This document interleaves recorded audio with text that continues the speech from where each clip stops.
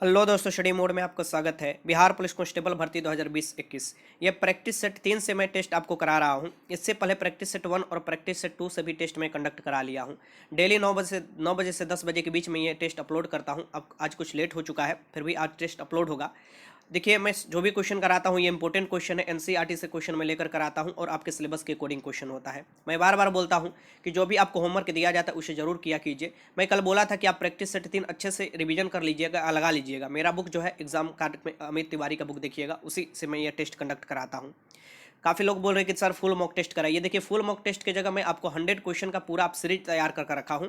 आने वाले 1-2 दिन में मैं वो स्टार्ट भी कर दूंगा, ठीक। इस बात को ध्यान में रखिएगा, जिसमें 100 क्वेश्चन होगा हर सब्जेक्ट से, बस 1 से 2 दिन में स्टार्ट हो जाने वाला है। तो आप लोग चिंता मत कीजिए, वो भी क्वेश्चन जो भी होगा एनसीईआरटी से ही क्वेश्चन होगा। सबसे पहला क्वेश्चन देखिए कि निम्नलिखित में से किस वंश के राजा ने मंत्र नामों से लक्षित होते हैं। मीन्स की जो माता के नाम होता था उपसर्ग के रूप में शुरू में वो लगाते थे, ये कौन से राजवंश के राजा थे ये आपको बताना है। देखिए, आज थोड़ा जल्दी जल्दी मैं क्वेश्चन कराते चलूंगा। ये थे सातवाहन वंश के, सातवाहन वंश के राजा थे। और सातवाहन वंश के राजा ने शीशे का भी मुद्रा जारी किया था, ये भी याद रखिएगा। अगर क्वेश्चन देखिए सोने का मुद्रा सबसे पहले किसने जारी किया था, तो इंडो ईरानी थे, ये याद रखिएगा। इंडो ईरानी थे, वो सबसे पहले जारी किए थे। सबसे ज्यादा पूछे सिक्कों के सोने का सिक्का किसने जारी किया था, तो ये भी क्वेश्चन पूछ सकता है, ये गुप्तों ने जारी किया था। और सबसे शुद्ध पूछे सोना का सिक्का किसने जारी किया था, तो ये कुषाणों ने जारी किया था। कैसे भी क्वेश्चन पूछ सकता है।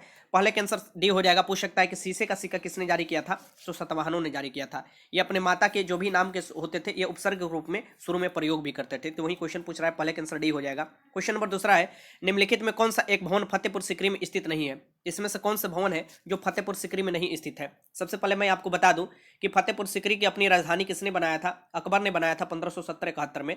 और अकबर ने फतेहपुर सीकरी में ही बुलंद दरवाजा बनवाया था, किसके उपलक्ष्य में, तो गुजरात विजय के उपलक्ष्य में बनवाया था। तो ये तो हो जाएगा एक आपको अनूप तालाब भी हो जाएगा। यहाँ पर कौन सा इसमें पूछ रहा है कि फतेहपुर सीकरी में नहीं था, तो ये आपको आंसर हो जाएगा यहाँ पर सी, किला ए कुहाना मस्जिद नहीं था, क्योंकि किला ए कुहाना मस्जिद शेरशाह सूरी के शासनकाल में बनाया गया है। ये हो जाएगा आंसर, इसमें पूछ रहा था कौन नहीं है, ठीक। बाकी ये पंचमहल भी है, ठीक। तो दूसरे के आंसर सी हो जाएगा।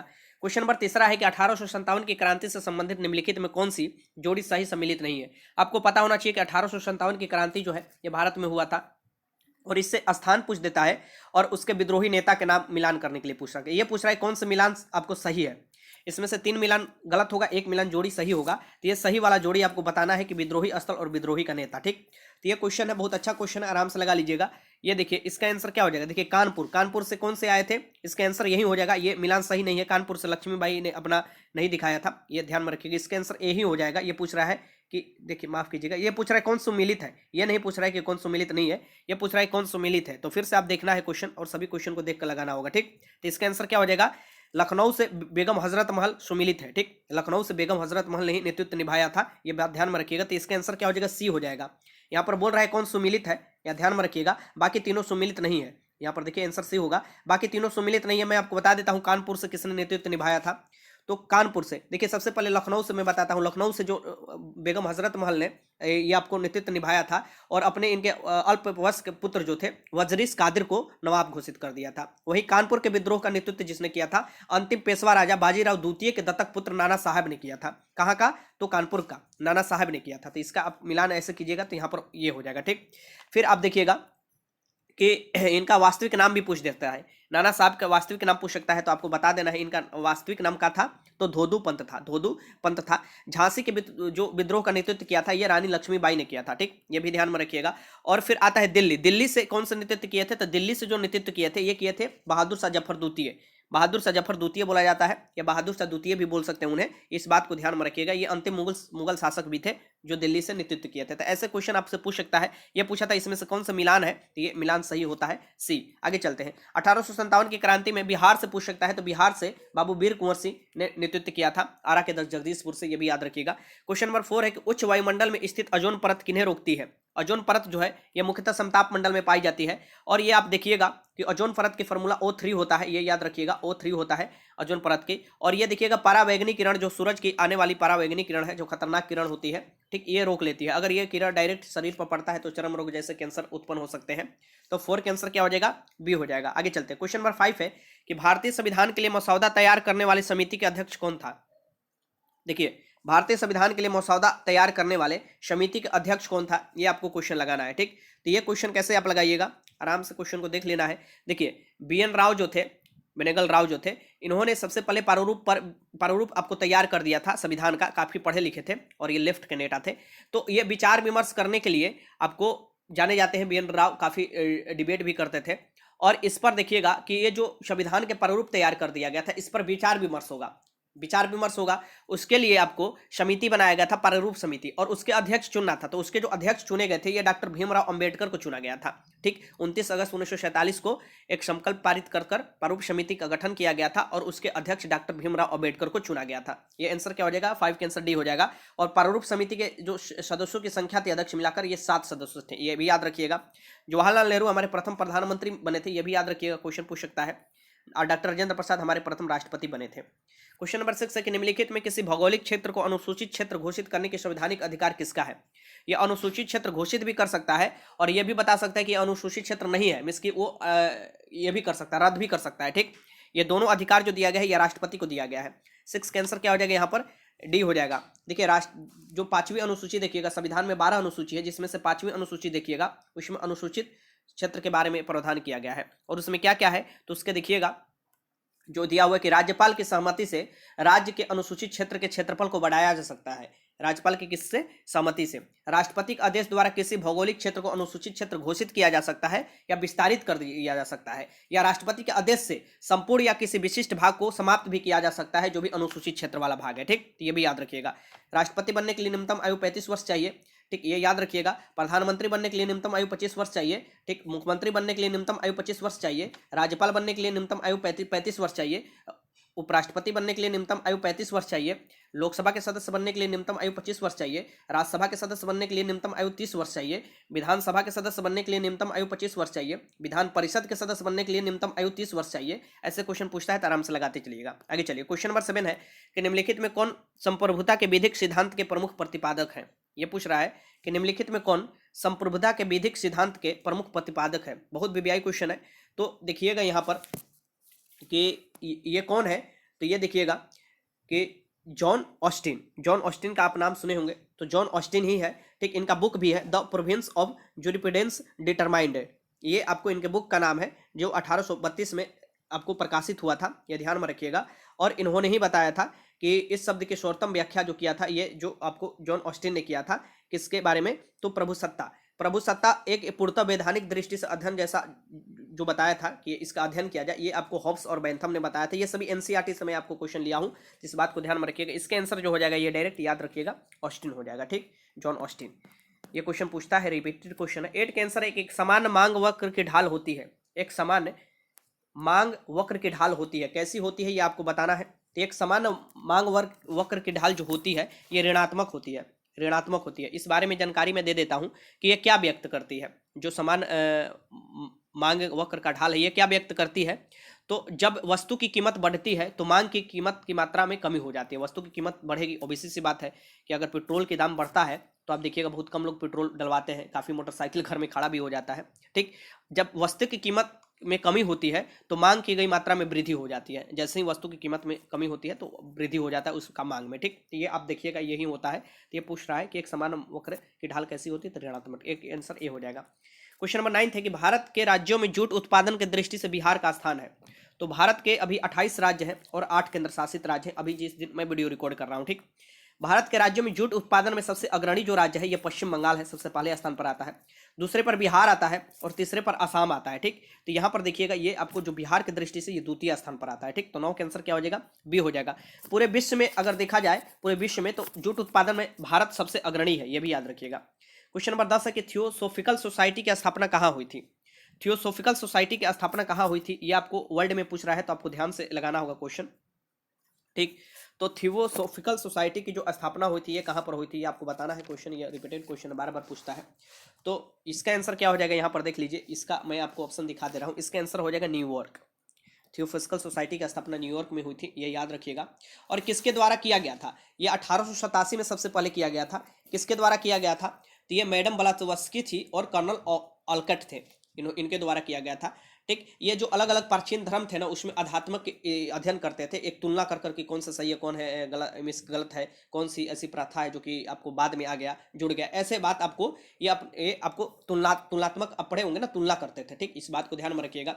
अब यहाँ पर भारत में पूछ सकता है कि भारत में जो थियोसॉफिकल सोसाइटी की स्थापना हुई थी वो कहाँ पर, तो अंडयार मद्रास में हुई थी। ठीक, इनका अंतर्राष्ट्रीय न्यायालय खोला गया था, अंडयार है मद्रास में। ठीक, कब खोला गया था, तो ये याद रखिएगा 1882 में खोला गया था। ठीक, और 1888 में श्री एनी बेसेंट को भी इस सोसाइटी के सदस्य बनी थी, और 1893 में याद रखिएगा भारत में आई थी एनी बेसेंट भी, ये याद रखिएगा सबसे पहले भारत आई थी 1893 में एनी बेसेंट।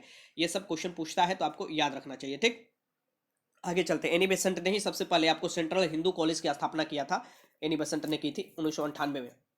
फिर इसके बाद इसी के आप देखिएगा आगे चलकर यही 1916 में बीएचयू बना, जो मदन मोहन मालवीय ने खोला था, प्रयासों से हिंदू विश्वविद्यालय बना। ठीक, बनारस हिंदू विश्वविद्यालय।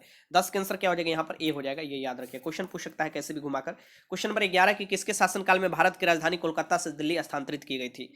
कोलकाता से दिल्ली स्थानांतरित की गई थी, किसके शासनकाल में राजधानी, ये आपको बताना है। तो आप देखिएगा कि 1910 से लेके 1916 तक ये लॉर्ड हार्डिंग के शासनकाल था, और 1912 में ये काम किया गया था, तो ये हो जाएगा लॉर्ड हार्डिंग। लॉर्ड हार्डिंग के, और ये किस समय किया गया था, जब दिल्ली में दरबार लगा था, तो जॉर्ज पंचम आए थे अपने महारानी मेरी के साथ आए थे, और उसी समय ये घोषणा किया गया था। ठीक, और उसी समय बंगाल विभाजन भी रद्द किया गया था। ठीक, ये भी ध्यान में रखिएगा। तो ये क्वेश्चन पूछ सकता है कैसे भी घुमाकर, तो आपको लगा लेना होगा, 1912 डेट याद रखिएगा। क्वेश्चन नंबर 12 है कि निम्नलिखित में कौन सर्वप्रथम किसने संप्रभुता की संकल्पना निरूपित की। निम्नलिखित में से सर्वप्रथम किसने संप्रभुता की संकल्पना निरूपित की थी, ये आपको बताना है। ठीक, तो ये क्वेश्चन है, आपको बताना है अर्थम। तो देखिए सर्वप्रथम फ्रांस के जिन बोंदा ने ही ये आपको 1576 में अपनी एक बुक प्रकाशित किया था, सिक्स यहाँ ये से लिखो, सिक्स यहाँ पर six book on the Republic. इसी में यह बताया था कि संप्रभुता शब्द का प्रयोग किया गया था, और इसके अनुसार जो प्रभु सत्ता है नागरिकों और प्रयोजनों पर राज्य की सर्वोच्च शक्ति है जो कानून के नियंत्रण से परे है। ठीक, इस बारे में ये बताए थे। तो ये आंसर क्या हो जाएगा, इसमें बोंदा हो जाएंगे। ठीक, ये याद रखिएगा, जिन बोंदा फुल नाम। क्वेश्चन नंबर 13 देखिए कि भारत में मुद्रास्फीति पर नियंत्रण रहने हेतु भारतीय रिजर्व बैंक निम्न में से उपाय अपनाता है। मुद्रास्फीति पर नियंत्रण करने के लिए जो भारतीय रिजर्व बैंक है आरबीआई, जिसकी स्थापना 1935 में हुआ था, राष्ट्रीयकरण 1949 में हुआ था, यह बैंकों का बैंक है और इसके मुख्यालय महाराष्ट्र में है, महाराष्ट्र के मुंबई में। तो बैंक निम्न में से उपाय अपनाता है आपको मुद्रास्फीति को नियंत्रण करने के लिए। आरबीआई कौन से उपाय अपनाता है, तो मुद्रास्फीति को नियंत्रण करने के तरीके में बैंक दर में परिवर्तन करना। ठीक, ये याद रखिएगा, बैंक दर में। ठीक, एक रेपो रेट होता है, एक रिवर्स रेपो रेट है, दोनों के में से परिवर्तन करना। ठीक, और ये याद रखिएगा कि खुले बाजार में क्रियाओं सर्वेक्षण के विश्लेषण करना, नगद रिजर्व अनुपात को बढ़ाना, न्यूनतम मार्जिन निर्धारण, ये सभी काम किया जाता है आरबीआई द्वारा मुद्रास्फीति को आपको नियंत्रण करने के लिए। ठीक, तो ये इसका आंसर क्या हो जाएगा, 13 का आंसर आप आराम से लगा सकते हैं, डी, उपरोक्त में से सभी इसमें से हो जाएगा। बैंक दर में परिवर्तन, खुले बाजार में क्रियाएं, नगद रिजर्व अनुपात को बढ़ाना, उपरोक्त में से डी हो जाएगा, ये आंसर हो जाएगा 13 का डी। क्वेश्चन नंबर 14 की ब्रायोफाइटस है, ब्रायोफाइटस किसे कहा जाता है ये आपको बताना है। ब्रायोफाइटस क्या होता है ये आपको बताना है, या ब्रायोफाइटस क्या, इनका लक्षण बताना है। ब्रायोफाइटस ये उभयचर होते हैं, क्या होते हैं, उभयचर होते हैं। उभयचर कहने का मतलब ये है कि ये आपको स्थलीय पौधे होने के साथ साथ ये आपको पानी में भी, आपको मिसकी छायेदार में भी उगते हैं। ठीक, तो ये ध्यान में रखिएगा, ये उभयचर होते हैं। इसका आंसर क्या हो जाएगा, 14 का आंसर हो जाएगा सी। क्वेश्चन नंबर 15 है कि जीवों द्वारा अपघटित होने वाला प्रदूषण है। जीवों द्वारा अपघटित होने वाला प्रदूषण क्या है, इसमें से आपको बताना है। देखिए जो पदार्थ होते हैं ना जो कि अपघटित हो जाते हैं उसे अपघटीय पदार्थ कहते हैं। अगर वो प्रदूषण होगा तो अपघटीय प्रदूषक कहलाएगा। ठीक, वैसे ही जो कुछ होते हैं जो कि अपघटित नहीं होते हैं, ठीक, तो उसे अनघटित कहा जाता है। ठीक, वो अगर पदार्थ होगा तो पदार्थ होगा, और प्रदूषक होगा, प्रदूषक पदार्थ होगा तो प्रदूषक पदार्थ हो जाता है। तो जो अपघटित हो जाता है उसे, जैसे कि कागज हुआ, पत्ती हुआ, अगर कूड़ा हुआ, या कुछ ऐसा चीज हुआ जो अपघटित हो जाता है, तो सीवेज भी आप देखिएगा, ये सीवेज नाली उली में देखिएगा कोई चीज आ जाता है वो अपघटित हो जाता है। ठीक, बाकी प्लास्टिक हुआ, एस्बेस्टस हुआ, पारा हुआ, ये अपघटित नहीं होता है। ठीक, ये याद रखिएगा, ये अनअपघटित होता है, ये तीनों अनअपघटित होगा, बाकी ये अपघटीय होगा। ठीक, तो ये याद रखिएगा, ये अपघटित हो माफ कीजिएगा, ये जो होता है ये अपघटित हो जाएगा। ये तीनों जो होगा ये ए, बी और डी, जैसे प्लास्टिक, एस्बेस्टस और पारा अपघटित नहीं होता है। ठीक, पारा के से ही आपको मिनीमाटा रोग भी हो जाता है, खतरनाक रोग है। तो 15 के आंसर क्या हो जाएगा, सी हो जाएगा। क्वेश्चन नंबर 16 देखिए कि रॉबर्ट ब्राउन अपनी किस खोज के लिए जाने जाते हैं। रॉबर्ट ब्राउन जो है ये किस खोज के लिए जाने जाते हैं, ये क्या खोज किए थे, ये आपको बताना है। रॉबर्ट ब्राउन, तो मैं यहाँ पर बता दूं कि रॉबर्ट ब्राउन ने कोशिका के मस्तिष्क किसे बोला जाता है, कोशिका के मस्तिष्क केंद्रक को बोला जाता है, उसी की खोज किए थे। ठीक, तो कोशिका के मस्तिष्क केंद्रक को बोला जाता है, इसका खोज रॉबर्ट ब्राउन ने 1931 में किया था। ठीक, और यही बोला जाए कि कोशिका के ऊर्जा गृह मोटोकॉन्ड्रिया को बोला जाता है, माइटोकॉन्ड्रिया को, आत्महत्या के थैली लाइसोसोम को बोला जाता है, प्रोटीन घर आपको राइबोसोम को बोला जाता है। ऐसे आपको याद रखना है। 16 का आंसर क्या हो जाएगा, बी हो जाएगा। क्वेश्चन नंबर 17 है कि ध्वनि प्रदूषक होती है जो शोर डेसिबल से ऊपर होती है। वैसी ध्वनि प्रदूषक जिसे शोर कहते हैं वो कितने डेसिबल, डेसिबल जो है ना ये ध्वनि की तीव्रता मापता है, तो ये आपको बताना है। तो ये शोर कहलाएगी, तो ये 80 डेसिबल से ऊपर को ही हम लोग शोर कहते हैं। ठीक, ये याद रखिए। 17 का आंसर आपको बी हो जाएगा। क्वेश्चन नंबर 18 देखिए कि नाभिकीय रिएक्टर को नियंत्रित करने के लिए किन छड़ों का प्रयोग किया जाता है।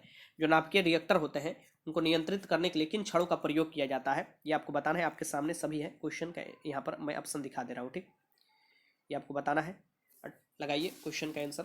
तो मैं यहाँ पर आपको जानकारी दे दूं कि आखिर नाभिकीय जो रिएक्टर होता है उसमें नियंत्रित करने के लिए कैडियम का उपयोग किया जाता है, कैडियम के छड़ जो होता है उसका उपयोग किया जाता है, ये याद रखिएगा।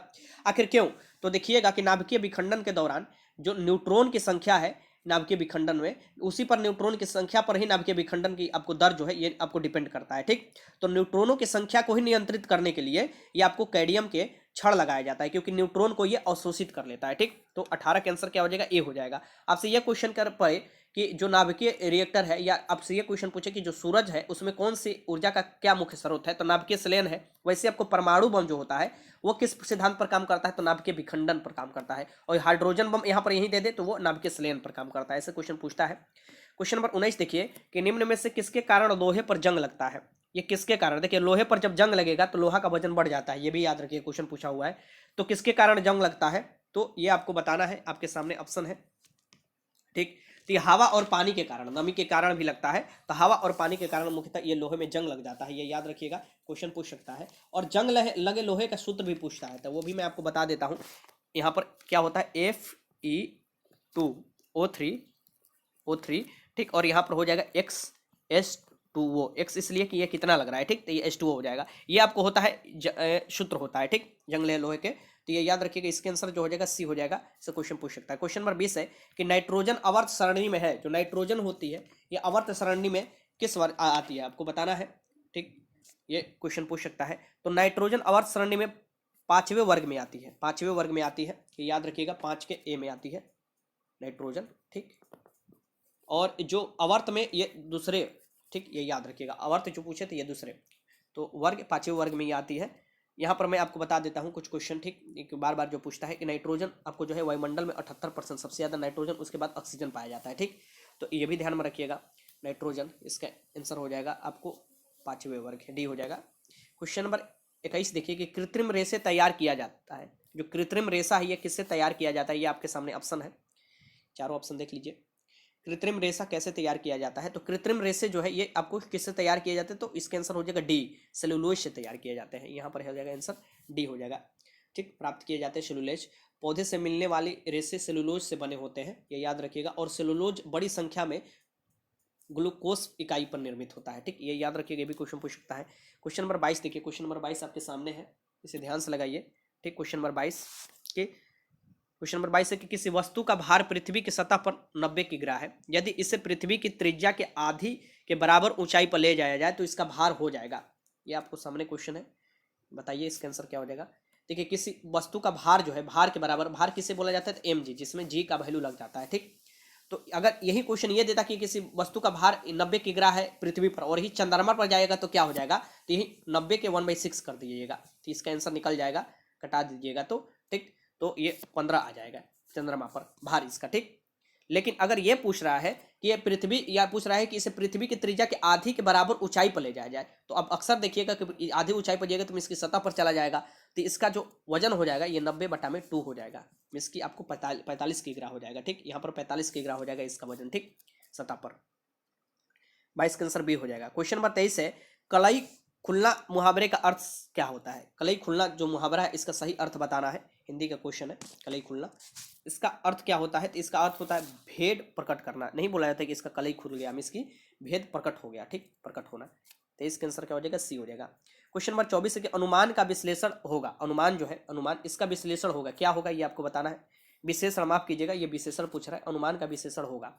ठीक, अगर ये ऐसे ही क्वेश्चन हम आपसे पूछते कि अनुमान में कौन सा उपसर्ग लगा है, तो अब क्या लगा लेते, अनु लगा लेते, जो मान में लग गया, ठीक, क्योंकि उपसर्ग शुरू में लगता है। ये क्वेश्चन है कि इसका विशेषण क्या होगा, अनुमान का विशेषण क्या होगा, तो अनुमान क्या है, भाववाचक संज्ञा है, और इसका जो विशेषण होगा ये क्या होगा, अनुमानित होगा। अनुमानित तक 24 का आंसर क्या हो जाएगा, ए हो जाएगा, यहाँ पर ये हो जाएगा, अनुमानित होगा। अनुमान क्या है, एक आपको भाववाचक संज्ञा है।